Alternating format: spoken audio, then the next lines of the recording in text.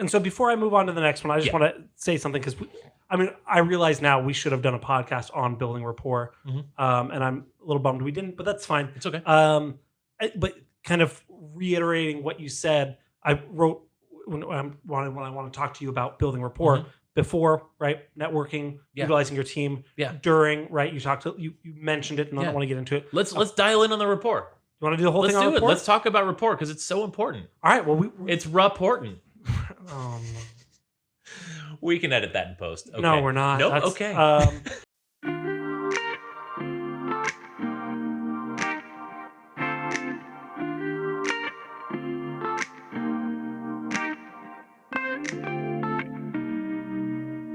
Welcome to the Whissel Way Podcast. I am your host, Bryan, Koci, Director of Marketing here at Whissel Realty Group, and I am joined by... Hey, I'm Nick Palm. I am the team lead for the Central region here at Whissel Realty Group. That's going to be a lot of stuff to put on a business card. It is. Yeah, you got to have a cool acronym. Well, that's why they're double-sided. So it just wraps around. It's like an infinity loop of my information. So Nick has been on the team for quite a while now. Yeah. Was an agent, has taken a role in the leadership aspect of it, helping teach our agents some more detailed hands-on sales skills. Is that correct? Yeah, agent wrangling. Yeah, cat herding. We call it all. But it's great. But the position you've been hired to fill is really, again, more of that hands-on, one-on-one role with our agents, utilizing not only your experience as a past agent, but your skill or superpower of seeing where people, and this is, I think, what makes you really great, is seeing where the deficiencies lie and finding solutions, whether you know them by yourself or knowing who to reach out to, filling those gaps and finding those deficiencies. Totally. And it sounds so simple, but what agents a lot of time need most is just somebody to throw an idea by. Yeah. And just having that extra set of ears to listen to and to work something out with is so key. And you being, what's great is you're that extra set of ears for dozens of agents. And so you're going to hear the same things over and over and over again. And you're able to kind of consolidate that knowledge and share that out. So today we're going to talk a little bit about being a buyer's agent. Yeah. How to be successful, especially in changing markets and getting offers accepted. Again, things are a little bit changing now in terms of where things were super competitive before. Right. Now we have a little bit different conversation. But before we get into that, if you guys like the show, if you guys are getting value out of it, if you're listening on a podcast platform and would like to share the love, we put our time, energy, effort into this to make sure we put out content that is valuable to you as an agent. If you get value, please let us know. Please write a review on iTunes or your favorite podcast app. A couple minutes there helps us a lot. And quite frankly, shows Kyle that it's worth it and lets us keep making cool podcasts each week. I thought you were going to get straight into like smash the like and subscribe button. Oh, speaking of which, if you're watching this on YouTube, smash that like and subscribe button. Hit the little bell to get notified of future episodes. We've got a huge backlog of content from years of team meetings that we've done, as well as our script battle that we've done. Right now, we're in the bottleneck is myself in terms of distributing this content. And so we're working on getting our team trained up to help distribute it as well. So if you guys want to see a ton of content to help you become a better real estate agent, to know exactly what kind of we're talking to our teams about, go ahead and hit that notification bell. You're crushing it, man. It's you guys are like a DIY record label from the 90s. Thanks. It's awesome. You're like a low-tech radio station from the 90s. Thank you. It was a compliment. It wasn't. And then finally, if you want to go even deeper, obviously you're listening to this podcast because you want to learn, you want to grow. We have a massive library of resources in our Facebook groups, our YouTube channel, in our newsletter, all at thewhisselway.com. So if you go to thewhisselway.com, you'll see those. You'll see ways to ask questions that we will answer on the show. You'll also see information about our online courses where we teach you hands-on what we've done with video in the past. That's our Media Mayor Mastermind course. And finally, the ability to join our outbound referral network. It's not exclusive, But this allows us to have a list of names of agents and contact around the country to where if we have a client moving somewhere that we don't have currently listed in our EXP network, we know a good way to reach out rather than just searching the internet. We have your contact information, you can reach out. All of that is on thewhisselway.com. I think that was all of it. I'm happy with that. That being said, let's get into the meat, followed by the potatoes of this show.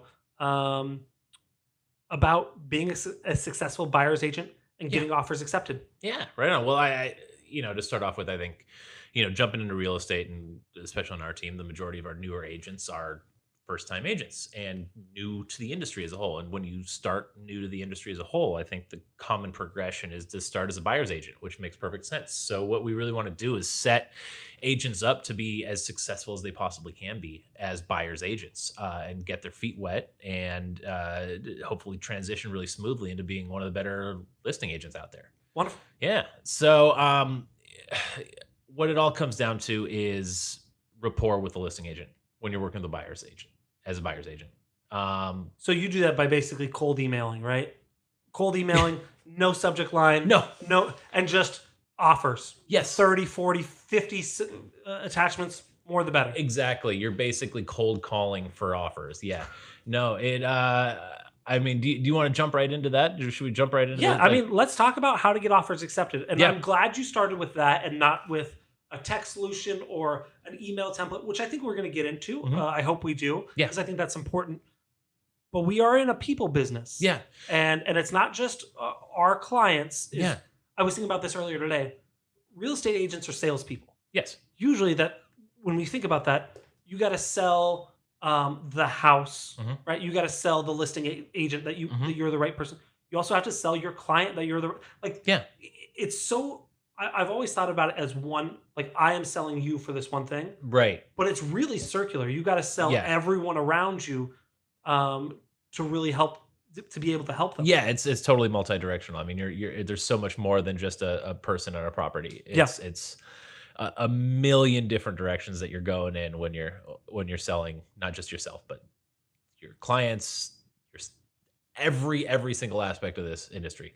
So step number one is build rapport with listing agent. Whether or not the market is super hot for buyers, super cold for buyers, it's a buyer's market, it's a seller's market. The most important thing you can do, you could literally find a property with no offers on it after a month being on the market, and if you're not building that rapport with the listing agent, you're setting yourself up for failure, whether or not you get your offers accepted.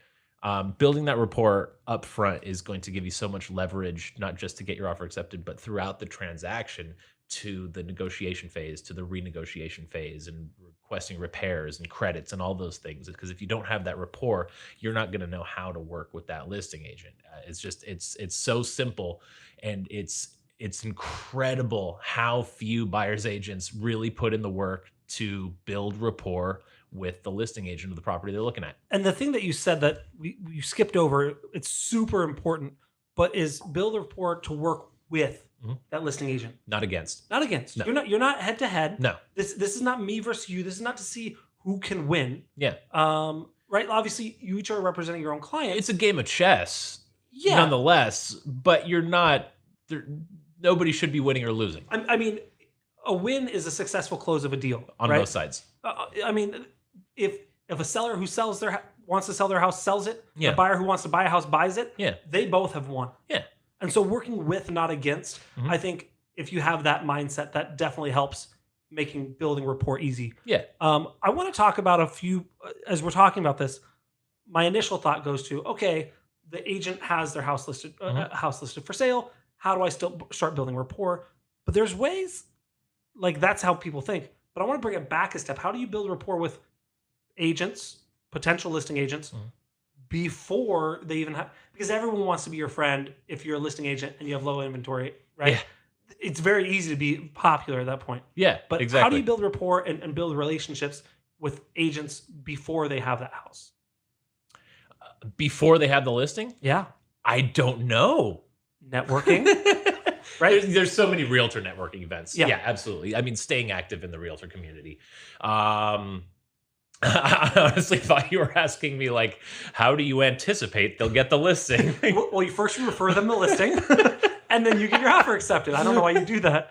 But obviously, like networking, right? Yeah, I got a great set of psychics. I go to them every week, and we talk about which agents are going to get listings out. No, yeah, absolutely. I mean, knowing agents throughout the county, and like, I mean, Kyle can attest to this. This is Kyle's strong suit. Like, he's been an agent for so long. The guy knows every agent. 70 or 80 years, probably. At least. The guy's 140 years old. It's amazing.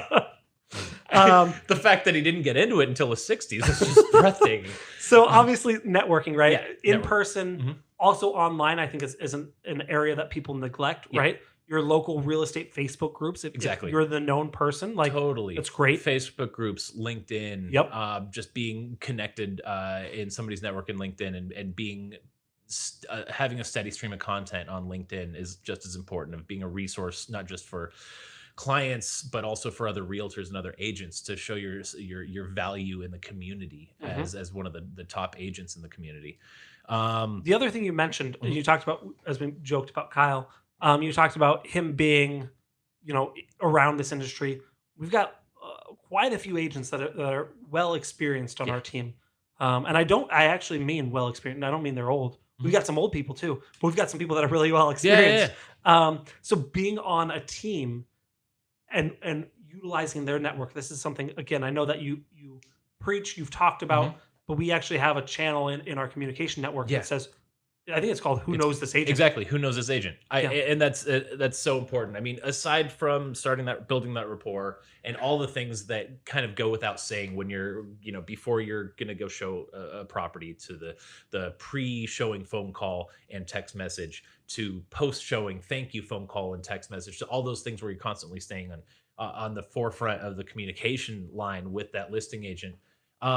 Once you're ready to put in an offer, use your resources. Go to every agent and you're lucky. We're lucky here being on a team. We can go to our large group of agents and admin and Kyle and people that have just been in the industry and say, literally, put a name and a photo up in this Slack channel and say, who knows this agent?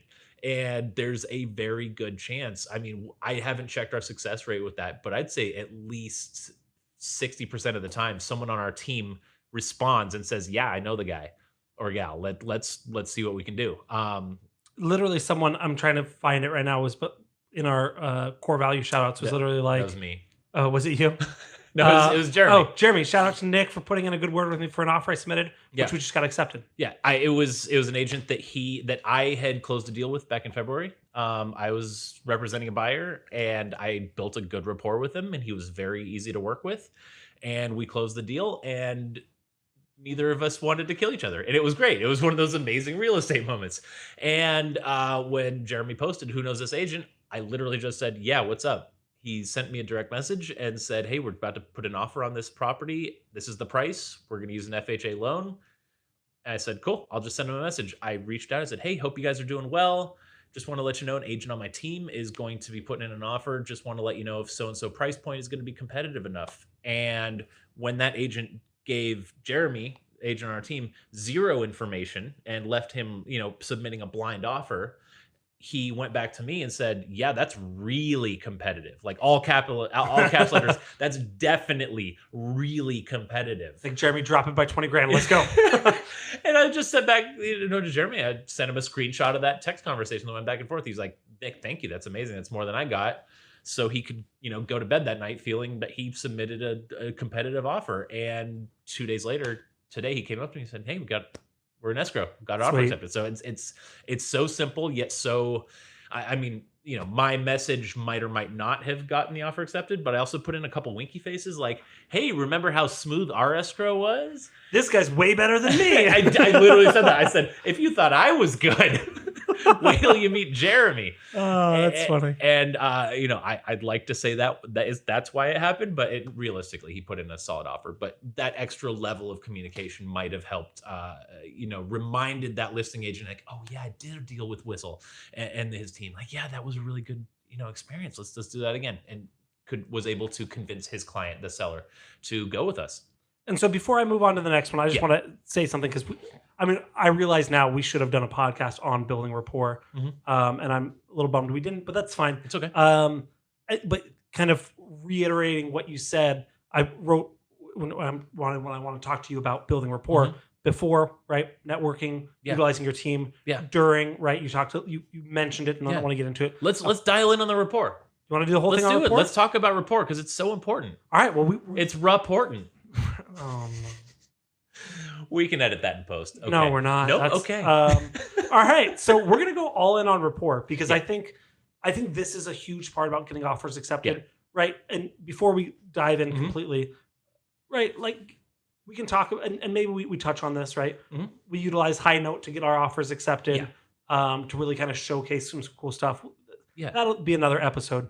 But I think this is probably a part that people probably skip most often is the effort of building this rapport. And I'm not saying that everyone skips it, but I'd say that it's one of the more half-assed aspects of, if I could say that.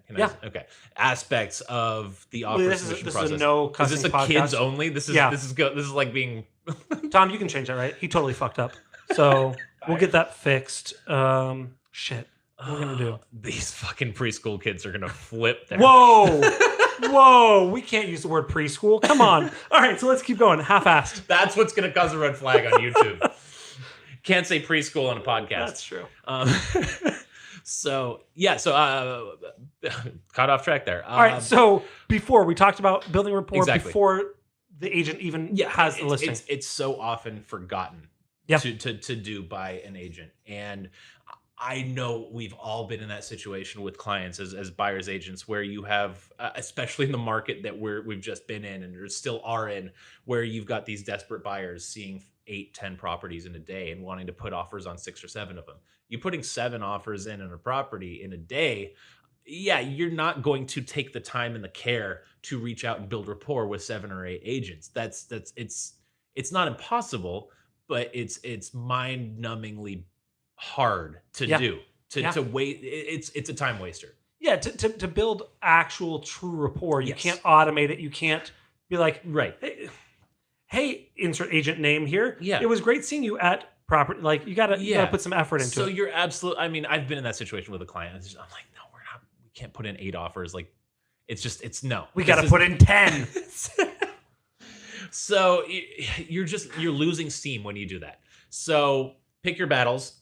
Find those properties that seem like they're going to be the best fit for your client, if that's the case. But realistically, look, you're going to be working with a client that wants to see 1 property and wants to put an offer on 1 property. Like, let's just take that scenario, okay? So the standard agent is going to book the showing the standard way, text message or showing time. And probably after they see the property, they're not going to reach out to the listing agent because they're more focused to see if their client is interested in putting in an offer. So right there, they miss a really important part, and that is to immediately reach out to the listing agent, letting them know that you're out of that property, and compliment the shit out of it. Oh man, that your staging looked so great. Hey, can you send me your stager's number in case I need that down the road? Wow, what a great showing property. I mean, a little less corny than that. Little less corny. This is so good. I'm going to put you in the newspaper. Can I put the photo of you, this house in my house? But honestly, it sounds so silly. But complimenting a listing agent on something that they did on their property, it's going to sound terrible. But agents are such simple creatures. And we all are ego driven. And if you give an agent a compliment on something that doesn't seem like a big deal, it's going to go so far. That's something I've never thought of. Yeah. I thought you were going to go a different way with this feedback. Because it's important to know the positives and negatives. Yeah. And I think you're probably going to get to that. But it's something I've never thought about. Yeah. But literally, it's not going to work with every agent. No. There's a lot of gruff old agents that you do something like that to, and they tell you to go kick rocks. Yeah. You're going to send an offer or not. But I mean, like, the house showed well, or hey, kudos to your clients because, they really cleaned up, or, I only stepped in 2 piles of dog shit walking in the back. Like, but yet even property photos look phenomenal. Yeah. The description, the square footage was correct. Like, you can find something, right? Or just like, hey, what a great listing. Like, congratulations on the listing. This is one of those good ones. Yeah. for someone. Yeah. Congratulations on the great listing. The house showed great. It was really clean. Thanks again for the opportunity to just show it. I'll keep you posted if we decide to put in an offer. Cool. Simple as that. You could just do that in a text message. I'd love to do the phone call as well, but both work. Just letting them know that you had a great time showing that property, and from there, that's when you go back and focus on your client and see if they want to put in an offer. And that's really easy. It's so easy. If I'm curious of your answer, I have an opinion, but if your client doesn't like it, they don't want to put in an offer. What's best practice? I let them know. I let the agent know, because being in their shoes, otherwise they're going to be sitting thinking that you're coming in with an offer, because you've put in that. If you put the time and effort in to build the rapport, you're also kind of building up the anticipation for the listing agent that, like, hey, this sounds like we might get an offer, especially if we go into a market where they're not getting 20 offers in a weekend. Welcome to today. Right. Welcome to Wednesday, June 15th. We don't ever date these. We don't. So thanks. That's going to get flagged on YouTube as well. 2021? Okay, so you let them know, and how do you let them know? Obviously, we know you don't be like, no offer, thanks. No. Right? Shitty house, I lied, thanks. Yeah. Like, how do you communicate it? And do you give them the feedback that you would want to know as a listing agent? Totally. You don't even make them feel bad. I just say, hey, just wanted to give you a heads up. My client and I won't be putting an offer on this property. We really loved it, but it just didn't fit their needs. Would you say things like, would you give them feedback like, hey, the colors were a bit too much and the freeway, like, would you give them the negative feedback? I personally don't. I just think that opens a whole nother can of worms and conversation that I don't need to have with someone. It could build rapport for the future. And there's nothing wrong with doing that. My thought on that is, if I'm the listing agent, that helps me out, right? Totally. Hey, the house looks great. It's just, it wasn't in our client's budget. We're looking at some other properties that are priced. I wouldn't use the word more, but something like that. Yeah. It helps the listing agent then go to their seller and say, told you we're overpriced. This motherfucker. Yeah. I hate this guy, but he told me we're overpriced. Totally. That's fuel you can use. Tread lightly, of course, because then you don't want to you don't show another one of their listings out there, or have another client 2 days later that wants to see it, and the listing agent is like, oh great, it's the guy that critiques the carpet. I don't want to get into a transaction with this guy. If that's what he's doing after he does a showing, who knows what he's going to do once I accept their offer. Good point. How annoying they're going to be. That's personally why I tread lightly with something like that. If there's a true issue, then sure, I'll point it out. There's no reason why you shouldn't point it out. Cool. But tread lightly. Good. All I can say. Okay, so you've texted them, you've shown the house, you've texted them again, called them. Good. What else do you do to build rapport? Let's say you do want to put an offer. Yeah, you've basically said it. There's also a fine line between building rapport and calling an agent way too much and bugging the shit out of them. So building rapport is super important. The second you cross that line, they're going to stop wanting to answer your phone calls and deal with you. You don't want to be the needy girlfriend. Exactly. So I think the pre-showing phone call or text message is great. And then the post-showing phone call or text message is great. I usually do one phone call and then text the rest of the time. Once they're ready to put an offer, that's when you call back. That's when you're in that kind of initial negotiating stage. It's like a pre-negotiation. You're going to give them a phone call and see what their client is looking for, in addition to any terms that's already listed on the MLS. Is there anything that we're not seeing that they specifically need? And you'd be surprised how often there's a really quirky term that I don't know why the hell they didn't put it in the MLS, but it should have been in there. And now you have even more fuel to write the cleanest offer, especially if you're competing with other agents on offers. So like rent backs or credits or exactly. Cool. And you used a phrase earlier when talking to a client that we talked about with Jeremy is this price, what did you say? Is this price going to be competitive enough? Or I love that as well as, again, you're on the same side of that. You're not saying we're going to pay $435 and not $1 over. Right. Like you're not coming in, planting your flag and puffing your chest out. Yeah. Hey, is this a competitive? Is this something your client would like? That type of stuff really, again, building rapport, putting yourselves on the same team makes you a lot more fun to work with. The wording's so crucial there. Yeah. With competitive enough, because it's a neutral enough term.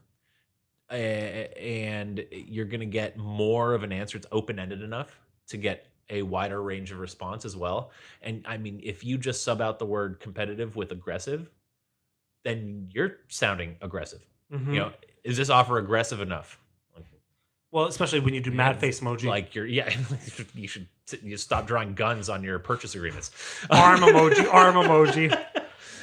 It's just you don't need to use certain word. Be careful with the wording that you're using. Competitive is a great word for that. I love that phrase so much. Mm-hmm. Literally, if you're listening to this and you don't implement that in your conversation, in your vocabulary, I think it's a big miss. Yeah. Because it's not insulting. Mm-hmm. It literally could be like, no, that's way under. And you're like, all right. Yeah. But it's also not being like, I know you don't got any other offers, bro. Mm-hmm. We're coming at 435. Take it or leave it. Even if there are no offers on a property, which is we're gonna see happen down the road. Yep. Like we're going to be seeing a market where you might be coming in a little under asking price. You still want to ask that question: is that competitive enough? Is that competitive enough for your sellers, for your homeowners, to not tell me to go kick rocks? Yes, it's not always competing against other agents. You're competing with yourself, and you're competing with the sellers at the same time. Okay, so what else do you do? So at that point, so yeah, the pre-negotiation phase, you're trying to get a little bit better idea. You also, this is where it's funny because you're really in a game of chess at this point, where they're not showing all their cards. You don't want to show all your cards, but at the same time, I think a lot of agents hurt themselves by not being more transparent, by saying like what price point they were thinking. I don't see any harm in saying like, hey, just want to let you know we're putting in an offer. We ran some comps. I talked to my clients and we're thinking somewhere in the 555 range. Is that going, you could say that right then. Is that going to be competitive enough to get the deal done? You could say that at the beginning. And you haven't even written an offer yet. It's going to potentially save you a ton of time by writing a 555 offer. If the seller then, or the listing agent is like 555, wow, that's 40,000 over the next highest offer. And we were going to make a decision tonight. Like, great. Okay. We're going to write it at 525 then. So we'll make a 5,000 over. 5,000. Thank you. So yeah, absolutely. I mean, there's no harm in putting out a number because that can save you time and even stress when not knowing, putting in a blind offer and then having to wait a day or two to hear back. You're getting as much information up front to them so they can give you information back, and you're putting in the strongest, cleanest offer possible. I'm gonna recap what we talked about before we end. Sure. We're going a little long, which is fine. I think it's been great. So building rapport is going to help you get your offers accepted. You're going to be a lot easier to work with. Yeah. It's going to make it a better experience for everyone. You can build it before they even have the listing, by networking, getting to know other agents, utilizing your team, your brokerage, whatever, to know other agents. Totally. During doing the pre-showing phone call or text, the post showing the compliment, which I think is amazing. Letting them know if you're not going to put in an offer, or if you are, and having that kind of conversation of, is this competitive enough? I love that. And what other terms do we need? Yep. And then last thing I want to add, and I'll ask you if you have anything else, but the way to continue to work with these people again and again and again, or be able to refer it to your team, I think a great way to finalize this whole aspect of building rapport is, don't be an asshole, right? So simple. So simple. And here, I'm going to preface this with, like, once you're in a transaction, once you're in escrow, you're not in the market of making friends. You work for your client. So if it comes to a hard decision, you represent your client first. And if that is going to piss off the listing agent, so be it. You represent your client, and you have their best interest at heart. And if not, then you're not doing your job in due diligence as an agent. But at the same time, you don't have to be an asshole about it. So, what I'm getting at, case in point, about 2 months ago, I was working with a client, and we put in an offer. Sorry, before we put an offer, I made that pre-offer phone call to the listing agent, and I was super friendly. I was, a normal, bubbly, outgoing human being without a chip on my shoulder. All right. I made a phone call with a pleasant tone. I said, "Hey, how's it going? It's Nick Palm with Whissel Realty." "Hey, Nick, how's it going?" Someone's literally excited to talk to me. I said, "Hey, look, we want to put in an offer, talk for a few minutes. Any guidance on that?" She's like, "Nick, I'm going to be honest with you. You're the first agent to call me today that wasn't a complete asshole. It was listed at, this is still super competitive market, listed at $799. She said, if you can come in at $810, I'll get my clients to accept it right now." It's like 11,000 over asking in a market where we're talking like 4 to 10% over asking on average. Yeah. She's like, just come in 11,000 over asking. We'll get it done. We ended up beating out other offers that were $20,000, $30,000 over asking because she wanted to work with me. I had never met her before. I've still never met this person face to face, but she wanted to work with me. The relationship is still great with this person. And all I had to do was not be an asshole. It's so simple. And I think the big thing is, again, you talked about once you're in contract, you're on your client side 100%. Yes.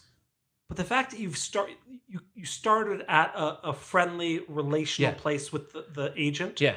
And once, I mean, it's just like any sports team, any UFC fight, right? Yeah. They fight in the ring. They hate each other. At the end, they hug it out. They kiss. I don't know what shows you're watching? No? No. I don't watch UFC. I don't know. I didn't know that. I couldn't tell. Just kidding. And so, but like, it's easier to get back to that place of like, hey, good job. I respect you. Right? We're doing our jobs. Yeah. But if you start off already hard at it, it's going to be really hard. You're hurting yourself. Yeah. You're hurting yourself and your clients. You might be super friendly to your clients, and you think you have to go at listing agents with aggression and this competitive alpha business mode. No, just be yourself. Be a normal human being that isn't a jerk to people, and you will get more out of it. Imagine that.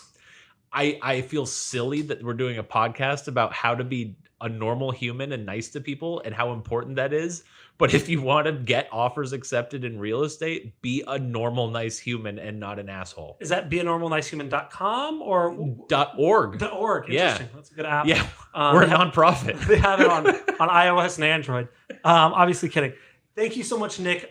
We could do this. I mean, I think this is the longest podcast we did today. We did a marathon podcast today. Thank you. It wasn't the best. It was the longest. And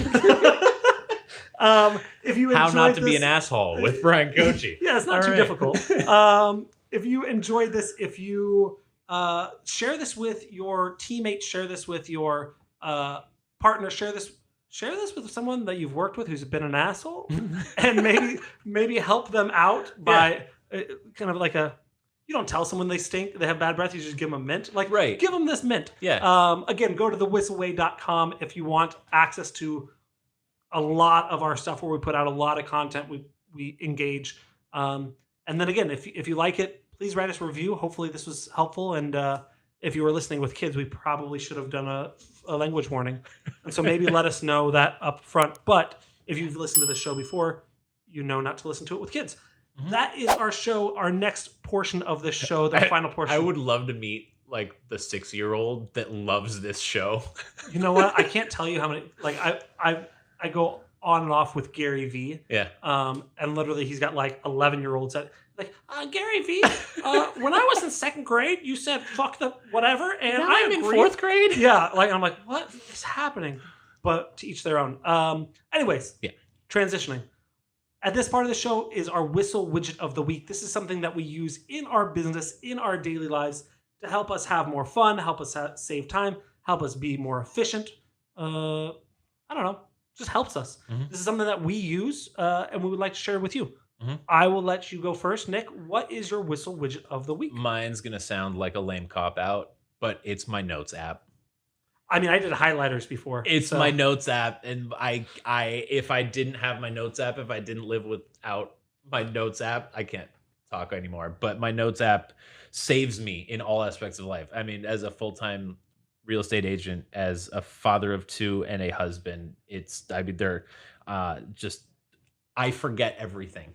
I forget absolutely everything. If I didn't have that notes app, I would be homeless. Well, I want to kind of not one up, but one down yours, but I'll just kind of add to it, and then I'll give a valuable one.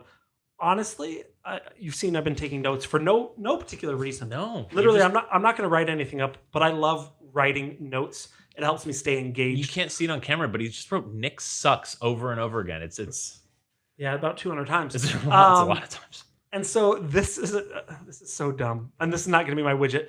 But I have this. It's a steno book. I don't know if that means anything. Yeah, but it's a notepad. And the thing that for journalists, is that what it is? I think so. The thing that I really like is it has the what's it called? The spiral binding on top, not on the left or the right. So it gives you the full length of motion to write. That's gonna be great for left-handed people too. I was thinking that as well. Yeah. Anyways, I really like this. It's a dumb app or a dumb thing, so I'm not going to use it as my widget, even though I wrote it as a widget of Notepad. You make millions off a steno book app. Oh man, that's like, and the app. They're like, but the spirals are up on the top of the phone, so they don't get in the way. My widget of the week, we're going to utilize this. I don't actually have this particular one, but we use one similar that they don't sell anymore. We have a little battery powered turntable that we use when we film our episodes highlighting food, and so we put the camera looking at the food, and instead of just a 30-second shot of the food sitting there, we actually have it spinning around. I'll have Tom put up the link, but I think this one it has like rechargeable batteries, which the one I have uses C batteries, so it's like $40 every time I use it, I guess. But I think it's like $20-$30. It's really cool if you're trying to film something, maybe a steno book, to show how cool it is. That's my widget of the week. Again, if you guys want the link to it, I don't have the specific name of it, but go to our podcast or our YouTube channel. It'll be on the notes there, so you can click on that. Is the turntable strong enough to support me? No. Okay. Thank you so much for watching this week's episode of This Whissel Way. We will we'll hear from you at our... Damn it, I mess up the ending every time. Thank you so much. Goodbye. Wait. Before you leave, I want to share some more tips and tricks that we're using in our business to take it to that next level. Just click right here. And don't forget to subscribe. Click right here.